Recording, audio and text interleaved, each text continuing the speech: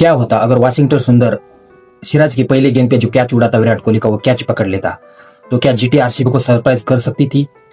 अच्छा, ये कैसे हुआ मालूम है? अगर मेरी मौसी की मूछें होती तो वो मौसा होता, लेकिन वो तो मौसी है। अगर मगर की कहानी नहीं, कहानी ये है कि आरसीबी ने जीटी को 5 विकेट से हरा दिया, जबकि जीटी ने 205 रन बनाए थे। हालांकि 205 अब आज के जमाने में थोड़े कम लग रहे, आउटडेटेड लग रहे, और खासतौर पर जब आपके सामने आरसीबी की बैटिंग लाइनअप हो, जहां पर विराट कोहली हो, देवदत्त पडिक्कल हो, रजत पाटीदार हो, टीम डेविड हो। हाँ, और ऊपर से अगर आप कैचेस ड्रॉप करते हो तो फिर कहानी पलट ही जाती है, और विराट कोहली की कैच ड्रॉप करते हो तो फिर तो कहानी अच्छे से पलटती होती। विराट कोहली पहले ही मौका नहीं देते, और उसने दिया भी नहीं बाद में मौका। 44 गेंदों पर 21 रन की पारी, जिसमें 8 चौके और 4 छक्के शामिल है, और वहीं से मैच फिनिश कर दिया था। मतलब विराट कोहली ने बताया कि भूख मेरी रनों की अभी भी बाकी है, मैं अभी बूढ़ा नहीं हो गया। इस आईपीएल में कई लोगों को लग रहा था कि शायद थोड़ा विराट स्लो हो गए, लेकिन आज का स्ट्राइक रेट भी जबरदस्त था, मतलब फंटास्टिक। 180 प्लस का स्ट्राइक रेट था। साई सुदर्शन शतक लगाया, लेकिन स्ट्राइक रेट 170 प्लस का था। शुभमन 150 पर रह गए, बटलर भी आज स्लो थे। सवाल वही है, क्या स्ट्राइक रेट पर अब सर्वाइव कर सकते? इस नहीं कर सकते। आपका स्ट्राइक रेट होना चाहिए 180 प्लस 190 प्लस, तभी आज के जमाने में आप टिक पाओगे। विराट कोहली ने बताया, यार वो तो इतने पुराने चावल है, फिर भी स्ट्राइक रेट इतना जबरदस्त है। खैर, विराट ने जबरदस्त पारी खेली, मतलब जबरदस्त पारी। इसका असर ऐसा हुआ कि आरसीबी विन हो गई। अनप्रेडिक्टेबल विराट कोहली पहली 18 गेंद पर बहुत स्लो थे। हाँ, केवल 22 रन थे उनके 18 गेंदों पर। शायद शुरुआत में उन्हें लगा कि बेथल मारेंगे, लेकिन फिर बेथल आउट हो गए।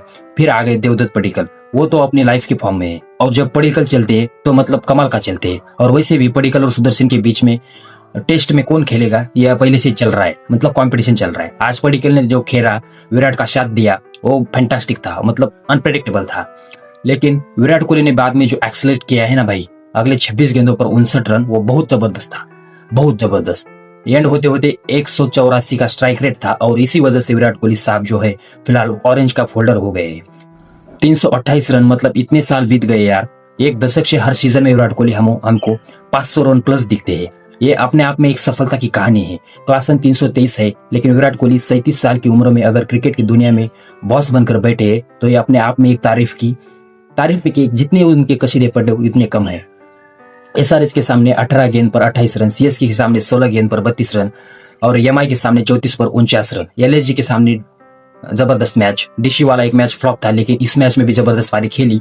और जीटी के सामने तो एक्चुअली वैसे भी हर बार वो चलते हैं। अगर आप देखोगे उनके पुराने स्टैट्स भी 58, 73, 101, 70, 42, 81, 100, Virat Kohli always top knock against DC या जीटी। और इस बार भी कुछ अलग नहीं था। हालांकि अलग बस ये था कि गुजरात टाइटंस ने आज थोड़े रन बनाए, क्योंकि शुरुआत में मुझे ये लग रहा था कि गुजरात टाइटंस क्या अच्छा खेलेगी, टॉप 3 उनकी बैटिंग होती है, और आरसीबी की बॉलिंग ठीक ठाक थी।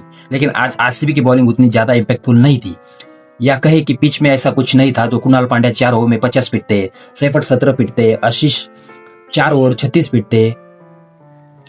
बैटिंग साई सुदर्शन ने अच्छी की, 58 पर 100। हालांकि 58 अब थोड़ा आउटडेटेड लगता है, थोड़ा स्लो लगता है।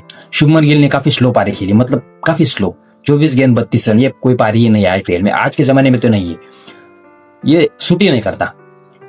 और वाशिंगटन सुंदर और होल्डर ने आखिर में कोशिश तो की, लेकिन खासतौर पर ट्रेसर होल्डर ने 10 गेंदों पर 23 रन की जबरदस्त पारी खेली। और किसके सामने? हेजलवुड और भुवनेश्वर कुमार के सामने, मतलब अच्छी खेली है। क्योंकि रबाडा जो पिछले मैच में हीरो थे, 3-4 विकेट निकालने के बाद लखनऊ के सामने धोखा कर दिया था, वो आज बहुत महंगे साबित हुए, काफी पिटाई हुई उनकी। होल्डर बैटिंग अच्छी की थी, लेकिन गेंदबाजी में वो भी पिटे। 3 ओवर 35 रन। कृष्णा जो है इनके सबसे बड़े इंपैक्टफुल प्लेयर थे, उसकी भी बहुत पिटाई हुई। 2 ओवर 31 रन। राशिद खान जो इनके मेन बॉलर थे, 4 ओवर में 49 रन, उनकी भी पिटाई हुई। तो एक तरह से कहा जाए तो जीटी की स्ट्रांग पोजीशन है बॉलिंग। बैटिंग तो ऊपर के टॉप 3 है, बॉलिंग है उसको भी बहुत पिटा। और बाद में मानव सुतार आए थे, उन्हें भी ठीक ठाक किया, बट पिटाई उनकी भी आई थिंक पिटाई ठीक ठाक हो गई। खासतौर पर उनको जो मिड ओवर में अच्छे बॉलर थे, जैसे प्रसिद्ध कृष्णा, राशिद खान, इनका पिटना जीटी को कमजोर कर गया, क्योंकि GT already batting less team है।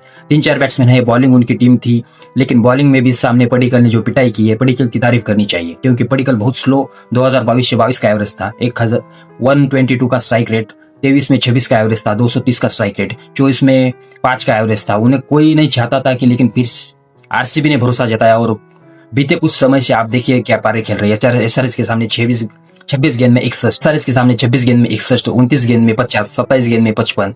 Devdutt Padikkal 2.0 is absolute cinema, क्योंकि जो पारी वो खेल रहे हैं वो इंटेंट दिखा रहा है। I think hats off this guys, hats off. मुझे लगता है कि जीटी फिर ये कह रहा हूं कि जीटी ने रन कम बनाए थे। जीटी को 230 225 जाना चाहिए था, 200 रन जाना आई थिंक काफी हद तक कमबैक करवाना था, और ये कमबैक भुवनेश्वर कुमार ने किया। भुवनेश्वर कुमार भी एब्सोल्यूट सिनेमा है यार, मतलब वर्ल्ड क्लास बॉलर है। और भुवनेश्वर कुमार की भी स्टैट्स देख लो, 4 ओवर में 31 run 1 wicket, 41 run 3 wicket, 37 run 38 run 27 run 26 run 3 wicket. मतलब आखिरी ओवर में देखिए 17वें ओवर पर 4 रन, 18वें ओवर पर 5 रन, 19वें ओवर में 8 रन और 20वें ओवर में 18 रन। तो वे जो रन कम बने वो उसका भुवनेश्वर को श्रेय जाता है। 200 पार हुआ बट वो जीतने वाला पार नहीं था, क्योंकि आरसीबी को हराने के लिए आपको 250 के आसपास जाना चाहिए। Sai Sudarshan against fantastic knock, but थोड़ा स्लो हो गए, थोड़ा स्लो है। 175 अब आज के जमाने में स्लो ही है। आपका स्ट्राइक रेट कम से कम 190 प्लस या 200 प्लस होना ही चाहिए।